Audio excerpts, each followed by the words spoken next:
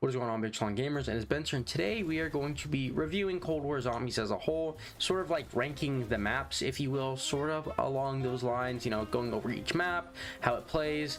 One thing I do want to get into this, we're going to be going over the Easter egg, the actual gameplay, high rounds, all that nonsense, kind of just ranking in an area like that. So if you haven't already, leave a like, subscribe, all that cool nonsense. Speaking of that, shout out to the big homie Bale from Modern Warfare. He subscribed to me, and if you do, I'll shout you out. Yes, you the big homie.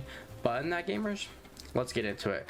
So now we have Maschine. This was the starting map for Cold War, and one that was actually really good. I would definitely say the Easter egg, starting off, you know, it's pretty alright. You know, it's not anything that was, you know, groundbreaking. It provided us some story of the Dark Ether, how it's going to play out, new characters, what's going on with the facility. All of that just kind of crammed into this map, and I feel like although it may have been kind of like gameplay wise for the Easter egg, it might have been just meh, because, you know, realistically you're just upgrading wonder weapons, and other than that, nothing really much. But it provided some good story, and if you're a lore kind of person, it was great to you. You know, it definitely delivered on that. And gameplay wise, on the other hand though, this map did deliver some really fun gameplay. It wasn't anything to be taken too seriously. It was just one of those maps, hey, you just, you know, camp up on top of the penthouse, hang out with some buddies, 4-player, you know, just kick back. If you want to go high rounds, you can. It's not gonna be too hard. Get the gallo, hang out. That's really what this map is for. It reminds me of maps like Nuketown, sort of transit maybe town style, maybe even, you know, the Giant. Think maps like that. This is definitely what they try to strive for in this map, and I feel like they delivered it well on that end. If you were expecting and wanted something like Origins or Shadows of Evil, Mob of the Dead, you weren't really pleased with this map, because it is very simple and it's more so of a survival map category, I would definitely say. But overall, I think it did do very good for what it was trying to do. It was trying to gain multiple crowds, like from Warzone and also the multiplayer groups. And I feel like they did that. I mean, if you had players or friends like that, you were definitely going to introduce them to this map, and they could play it, they could have fun. That's what they wanted to do. You know, exfil around 30, hang out after it, maybe go play some Warzone after. That's what this map was trying to do, and hence why, you know, Cold War introduced things like the salvage system, the upgrading rarity, all of that into one. I mean, I don't know if you guys can tell, but they definitely did take some inspiration from Warzone, but that's not the map itself. It's a very simple layout, has 2 layers to it. Kind of like, you could split it in half, but if you really wanted to, you could split it into like little quad areas. It is really easy to learn. After your first game or 2, you're gonna know where to go, all of that. It did really good for its job. I definitely would rate this. In terms of simplicity, this is definitely a 7.5 or an 8 sort of map. It isn't perfect, but it is something that is really good, and at least every player should play, even if you don't like Cold War. Maschine, a really solid map, something everybody should play. All around, just a good survival map. Firebase Z. The way I could describe this map, it's sort of the worst Maschine, and here's why. Okay, we are starting off with the Easter egg, and don't get me wrong, it is a little bit more enjoyable. I do like playing the Easter egg on this map rather than Maschine, because it is a little bit more just in depth in terms of actual, you know, gameplay. You're not just sitting here upgrading a weapon just to start the Easter egg. You're actually doing steps. Even if they're easy, you're still doing steps, kind of just roaming around the map. It is a little bit longer, it is also harder, and this gets a boss fight as well. And we can't skip out on Orta, because it is a really cool boss fight. In general, every 30 rounds you will get an Order boss fight, and he is actually sort of difficult. You'll have zombies, it doesn't depend on the round, they'll chase you, you'll have to kill him. If not, he's gonna suck the power out of your station. You're not really gonna be taking an L in terms of actual, like, you know, you can just turn back the power on. It ain't that hard, but it's just something that's fun, and it throws off the gameplay. Even though it's expected, it is definitely something different, and I wish they continued to carry through with this in Cold War Zombies. Hopefully we will see it in the future, but I mean, the gameplay on this is actually really good. I mean, the whole Easter egg gameplay, it is really nice, but the ending is what really kind of, like, you know, it gets it up. We finally see Maxis, she's floating, she's doing all this cool stuff, and we actually get some picture as to what we're doing outside of intel in the actual Easter egg of the game, and we're kind of getting hyped up for, you know, Outbreak at this point, which, you know, everyone knows about.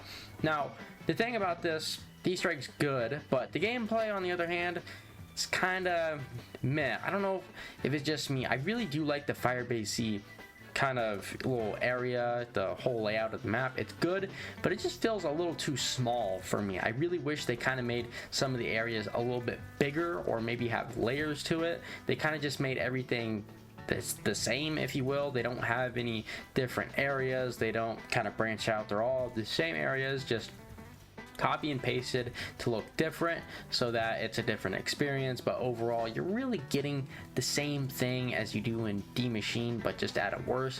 There's not as many training spots. You don't really have a camping spot either. Really roaming around. You have a worse wonder weapon, which doesn't really make sense. You'd think a ray gun rifle would do more damage, but hey, apparently not. You know, they're just gonna nerf it to the ground every time a new DLC drops. Hey, the wonder weapon sucks. But the thing about this map is it just feels the same. I don't know, every time I play this map, it just feels the same over and over and over, and it's just really not that good. And season 1, this is the map where they start to actually add perks, and we got Tombstone, which just garbage. You know, why would you add Tombstone? But that's not Firebase Z alone and its faults. It's got some cool lore, I guess. I mean, the whole mimic thing, the bosses, they're pretty alright, you know. They're definitely something that kind of, you know, why spawn score streaks? I really wish they spawned things like maybe, I don't know, actual power-ups, and then you'd run up on them and it'd pop out a mimic. It'd make more sense. Granted, it would be more annoying, but you know, the mimic boss in general would make a lot more sense, because every time I see like a war machine on the ground or something like that, I don't want to pick it up. You know, there's no point. I'm like, hey, I wasn't over here. You might as well just don't even run by it. You know, it really kind of eliminates the whole mimic surprise of the gameplay. The high rounds on this map, they're pretty alright. I mean, there's only really like 2 strats for this map, and the wonder weapon sucks on top of that, so you're really going to be just using a Gallo, a Hauer, an M16, and after a while, you know, they're going to stop doing the job as well. You're going to have to use Ring of Fire, even though there's only 2 good camping spots on the map, and even then you can only open like a certain amount of doors and not open others, and yada yada yada. The list goes on.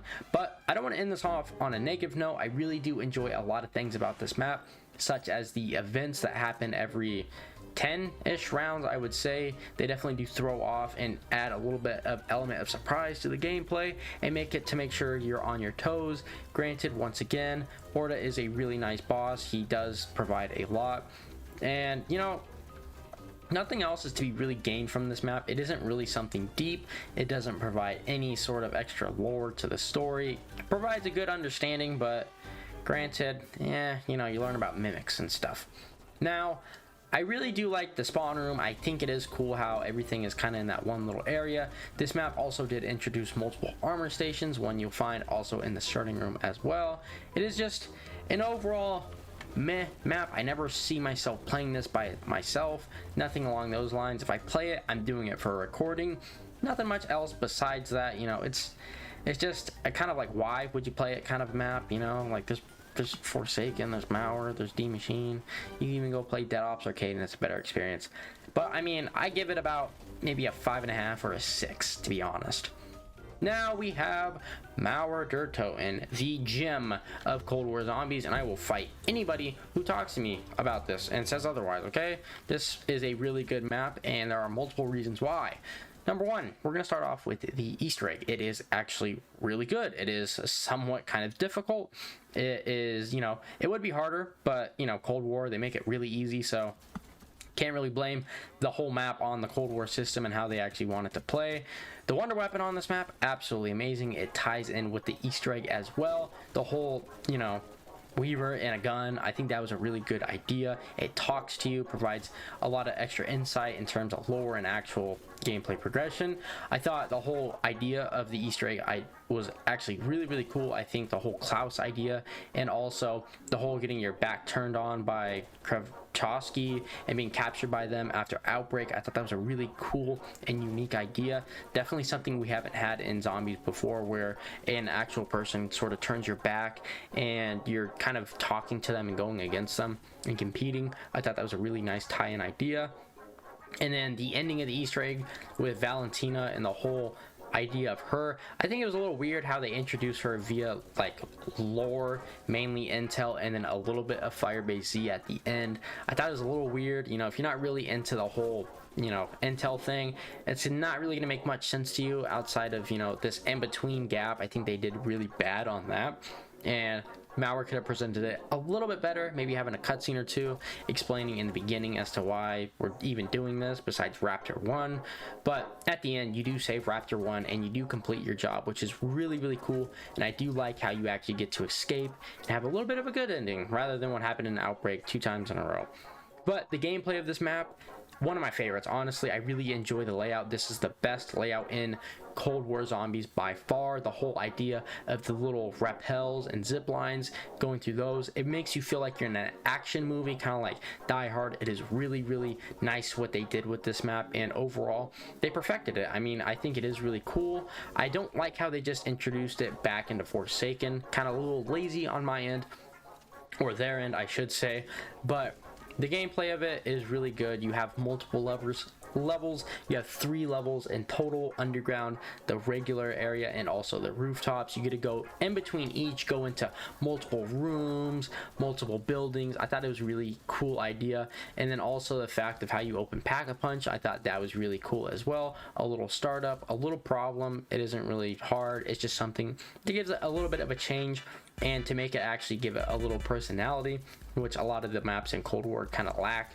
which is a little upsetting. But Mauer itself does not. I mean, the wonder weapon, going back to that, a wonder weapon that literally changes 4 times. It's really hard to run out of ammo. Really good for high rounds if you have Ring of Fire, and is overall really fun to play with. I thought that was really good as well. Also, alongside with that, the introduction of Tormentors, I thought that was really cool as well. They kind of mimic Valentina and how she works. I thought that was a really nice and smooth idea. It doesn't really make much sense before you do the Easter egg, but after it does. They're her little minions. She talks to you.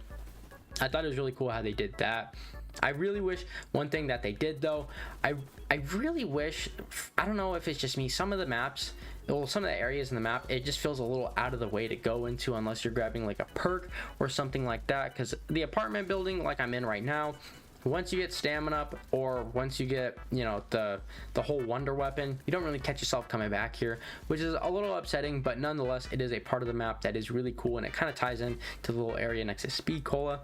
Overall, the high grounds on this map as well, there are actually a couple multiple areas you can train for around 100. You could also camp with multiple areas in the map, and it really does provide for a little bit of uniqueness. I mean, in this map you can stay, if you wanted to camp in the hotel, you could use a shotgun, or if you wanted to camp near the Pack-a-Punch, you can use an assault rifle and an SMG, or if you want to camp rooftop with some buddies, if you're crazy, you can run a sniper rifle if you like. The map does provide a lot of actual ways you can play the game, and it's not you're just sticking to one way or another. I know I use Ring of Fire quite a bit, but Ether Shroud runs really good on this map, alongside with Tesla Storm and Toxic Growth if you want to camp as well. This map is definitely, I would say, the best overall in Cold War, and is definitely a map I do like to play quite a bit. It's not something I'm going to go extremely out of the way of, but I'm like, hey, you know, I get in the moods where I'm like, Samara does sound pretty fun. I would actually enjoy playing that. I feel like a lot of maps in this game, at least half of them, I don't really feel that little bulge to play it, and Mauer kind of does that for me, and I really do like it. It does have some actual personality to it, which is really, really nice. And you know, the whole wonder weapon, everything like that, I thought it was really cool, including the underground area. I mean, you literally, a train runs through it half the time.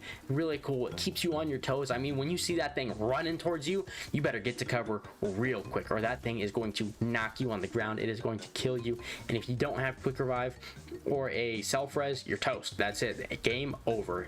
Nothing's gonna happen over that. But I do give this weapon, or not weapon, oh my god, this map overall, I give it a really, really, really good score. I give it a 9 out of 10. I really do enjoy this map. It is really fun. I do enjoy it. It has a lot of personality, and if it was on like other games like Black Ops 3, it would be really good. I mean, the Cold War system kind of holds it back a tad bit, but definitely it is my favorite map in Cold War Zombies, and I feel like everybody has played this map, and this was sort of the peak of Cold War Zombies, if you will. I mean, people were loving this map, and it provides some really good casual and hardcore gameplay. I really do enjoy this. Let's get into the last map. Now we have Forsaken, and this map, it's got to be my second in this game. I mean, I really do enjoy the map, but there's just some things I do like a little bit more about Mauer. The Easter egg on this map, though, is definitely better. I gotta admit, I do like playing this one a little bit more.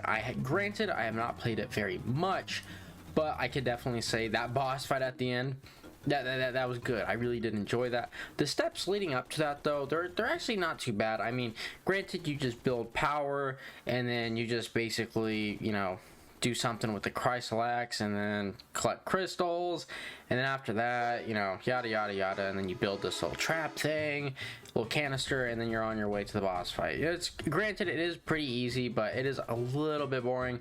I will admit that Mauer steps are a little bit better, but I do like the ending to Forsaken a little bit more because, you know, it's an ending. It's gonna be giant climatic boss fight. You know, everybody loves that. So, you know, it's obviously gonna be a little bit better in terms of the ending, but I do like the ending towards, you know, Forsaken a little bit more as well, because we get some kind of closure as to what's going on in the Dark Ether. It's leading up to Vanguard, or at least before, you know, it's leading up to the prequel of the whole Cold War story, which we'll get a little bit more insight and probably something like, whoa, wow, you know, but overall it is really good. I do like the gameplay on this map a lot. Granted, I do like Mauer a little bit more, but the aesthetic of the map I definitely do like a way more. I mean, this is definitely something really cool. I do like the areas in the map, but I really catch myself only being in like 1 or 2 areas. You know, there is an under part, and there's also multiple parts to it. I mean, you have the little like ether area, and then you have the starting area, and then you have the main area, which splits up into 2, and then you have the tower, and then it blends really together. Like that's really what, like, all these areas, they all blend together very well. I mean, you have portals, zip lines. It really blends together very well, and once you learn the map, it is really good and really fun as well. I really do like the high rounds on this map as well. It is really sort of challenging. It does provide to actually keep you on your toes. The high rounds on this map are a little bit more difficult than Mauer, and then a lot more difficult, you know, overall than other maps in this game. I really do enjoy the gameplay, though. That's what my main thing about this map is. The gameplay is probably the best part. The Easter egg is, I would say, definitely like 3, just because it's so easy, and then the high rounds are number 2, but they kind of shake hands with the gameplay as well. I think there's a ton of Easter eggs in this map, including, but not only, you know, the little side Easter eggs like the mini RCXD, the arcade machines, free perkaholics, and then probably tons of others I'm not even including, or others that haven't even been discovered yet, which is the absolutely craziest thing about it. I definitely would say that this map is a maybe 8 out of 10. If it was on Black Ops 3, I would have loved this map a little bit more, just because I love Black Ops 3. And, you know, I can't really blame the map for the Cold War system, but the Cold War system really does hinder some of these maps, which is a little bit unfortunate, and it would have been nice to see a little bit more in terms of that realm, but, you know, we're never gonna get that. The score streaks also on this map play a little bit weird. You can't use them in some areas, and others you can't. I do also like the Abomination. He is really annoying sometimes, and, you know, you do have to pop his head, and it doesn't really show very often, but once you do, you'll kill him. But yeah, that's really it for it. But if you haven't already, leave a like, subscribe, all that cool nonsense. You know how this goes. Check out the links in the description. If you made it this far, you deserve a cookie, and I love you, but I'll see you in the next one.